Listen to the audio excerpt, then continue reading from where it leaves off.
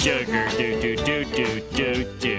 Honey, honey, do do do do do. You might have read something lately about sugar being 8 times as addictive as cocaine. This piece of information probably didn't do too much for you unless you're already anti-sugar.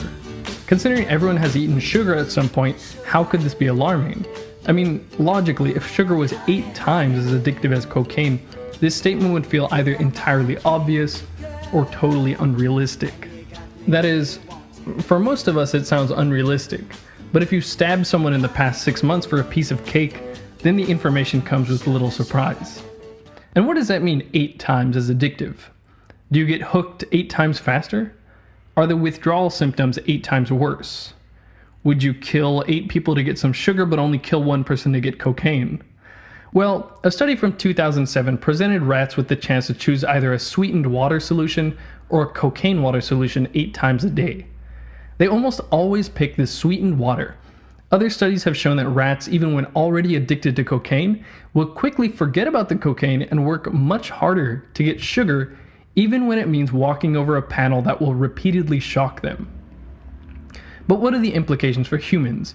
And should you even care? If you were experiencing sugar addiction, you'd surely know it by now, right? Hey! I got that for my birthday! So, several recreational substances exist in nature without needing much processing, like dried tobacco leaves, beer from fermented barley, or even the sap from the opium poppy plant. The closer you remain to the natural state of these things, the less dangerous and problematic they are. While smoking tobacco in any form is of course harmful to your health, it usually takes continuous use over a long period of time for it to truly damage you. It's very rare that someone would drink beer or wine to the point that they get alcohol poisoning or become seriously addicted to alcohol. You could even argue that opium was never a problem in human populations until it was conceived of as a problem by British colonial policymakers. Italian aristocrat and actor Dado Ruspoli had supposedly smoked opium for over 45 years, without it having severe repercussions on his life. Substances like this only become truly hazardous to your health and terribly addictive when you extensively refine them. Around 1810, morphine was derived from opium and was available in the US from the mid-1850s to be used as a painkiller by doctors. Due to injuries sustained during the Civil War, many soldiers were exposed to morphine, and suddenly you had tens of thousands of morphine addicts. Then, in 1874, heroin, which is derived from morphine, was marketed as morphine's non-addictive substitute, and since then, the heroin addict has been ever present in American culture. Another example is the very dangerous and very addictive cocaine, which is also a product of refinement, the refinement of coca leaves. These leaves have been chewed by farmers in the Andes for hundreds of years for a boost in energy, and the worst that got from constant chewing of the leaves was maybe bad teeth. Alcohol too doesn't get that bad until you refine it or distill it. People who have become alcoholics will skip the weaker fermented alcohols like beer, wine, or cider and stick to the hard distilled stuff like whiskey, gin, and vodka. Have a couple beers and you might be kind of a jerk, but for most people it's not until they start doing shots that they'll make a real ass of themselves, black out, or end up in the hospital. In each of these examples, the result of refinement is a higher concentration of a particular ingredient that will have an effect on your brain's reward system. What happens is the substance either occupies your dopamine receptors or causes dopamine to be released and it makes you feel good. That is, you get more bang for your buck. Distilled alcohol means you get drunker for a lot less liquid, and cocaine and heroin give you way more of the feel-good effects from just a tiny bit of the substance. This brings us to sugar, another substance which also affects your brain's dopamine system and is the result of a refining process. With sugar, you're getting more sweet for your buck. And compared to other tastes, sweet activates your reward center even more. That is, evolution programmed us to seek sweet foods in particular. One of the reasons is that sweet foods in nature are very rarely poisonous.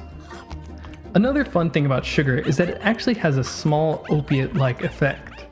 When newborns are to be circumcised, they are given a pacifier dipped in something called sweet yeast, which is just a concentrated sugar solution.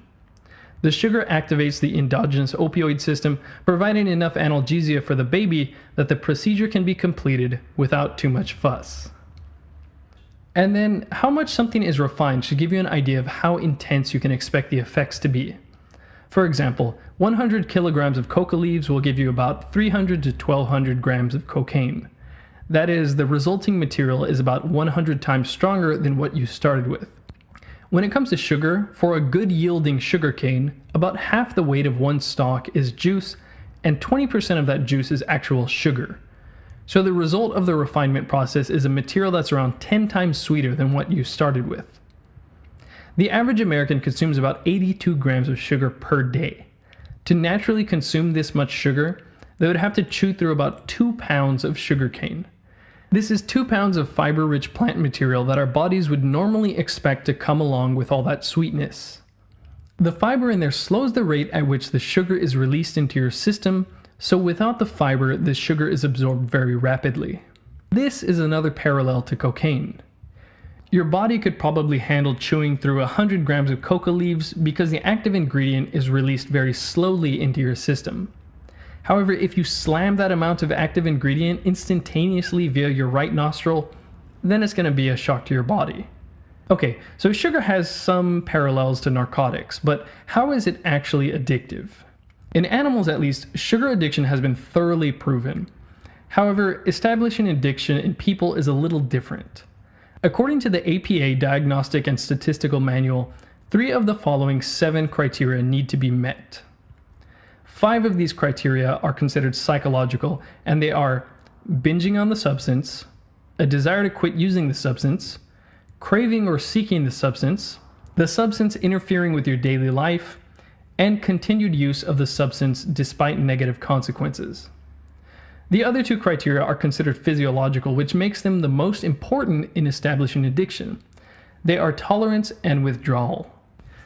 Tolerance is easier to establish objectively because you can use neuroimaging to actually see it.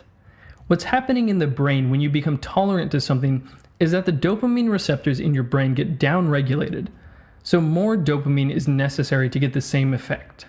Essentially, you need more of the substance to get the same amount of pleasure. If you take a look at a cocaine addict's brain, you can see that the cocaine has clearly downregulated their dopamine receptors. Then, if you look at the brain of someone who frequently overconsumes sugar, you see the exact same thing in their brain. This is tolerance. And what about withdrawal? People who try to quit sugar consistently report symptoms like lightheadedness, headaches, anxiety, mood swings, muscle aches, general fatigue, and physical tremors, or the shakes. If you've seen Morgan Spurlock's Super Size Me, you may remember this scene. I was feeling bad in the car, feeling like shit. Started eating, feel great. Feel really good now. I feel so good, it's crazy.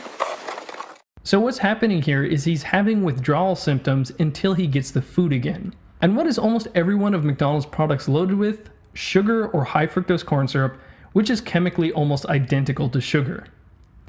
In this documentary, That Sugar Film, Australian filmmaker Damon Gamo goes on an experimental high sugar diet for 30 days. Despite consuming the same amount of calories and just upping his sugar intake, in these 30 days alone he gained 8.5 kilograms, 19 pounds, and by the 18th day, he had developed fatty liver disease. When he finally goes off the diet, he talks about his withdrawal symptoms. Frankly, it didn't feel that different from giving up cigarettes. I had headaches, I was moody, and my sleep patterns were terrible. Woke up very early, and as soon as I was awake, I'm craving sugar. As Paracelsus said, the dose makes the poison. So if you're not someone who's eating candy or drinking soda on a regular basis, you might not be worried about all of this. However, the real issue is that a lot of people could be overdosing on sugar without even realizing it. Ever since the low-fat craze, our food supply has become more and more overrun with added sugars, and now 80% of our food has sugar added to it. One of the reasons is that if you take the fat out of something, it tastes like garbage. If you're a food company looking to maximize your profit, your product needs to appeal to health-conscious consumers, and it needs to taste good. So you take the fat out of the product so you can market it as low fat, and then you put sugar in where the fat was so that it still tastes good. In fact, food companies found out that you can make almost anything taste better by putting some sugar in it. The bliss point is a term the food industry uses to describe the point at which a product is most likable for the majority of consumers. And the majority of consumers like more sugar than less. So the bliss point is going to be the point at which the maximum amount of sugar has been added before the product becomes too sweet. This includes anything from bread to pizza sauce to salad dressing. Sugar used to be way more expensive than it is nowadays. Way back in 1319, it sold for about $50 a pound. But as sugar cane and sugar beet cultivation improved and the refinement process became more advanced, sugar became significantly cheaper. Then things got really cheap with the advent of high fructose corn syrup, which again is almost identical to sugar. Because of the way subsidies are managed in the United States, we end up with a massive amount of corn.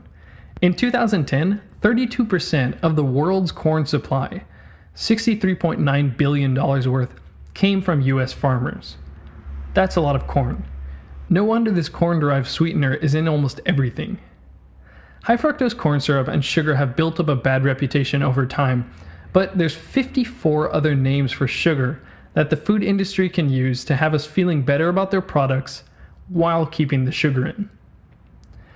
This is how even the more health-conscious people can end up consuming more than twice the daily recommended intake of sugar without even knowing it.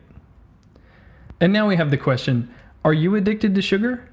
If you're like most people, you're fulfilling your cravings at almost every meal without even knowing it. So how could you tell? With something like caffeine, you can take a pretty good guess about whether or not you have some dependence on it. You can just go without coffee for a while and see how you feel. However, with sugar, it will take some deliberation and careful label reading to properly cut it out from your diet. But I really recommend you do try cutting it out so you can know how you feel without it. It's important to know whether or not you are dependent on this stuff because, as I'll discuss in my next video, sugar has some particularly negative effects on your health. Disease doesn't happen with one meal, but it happens with 1,000. But that's what we have because now sugar is with every meal. If you like this, make sure to check out these other 2 videos on health, and maybe even consider supporting me on Patreon.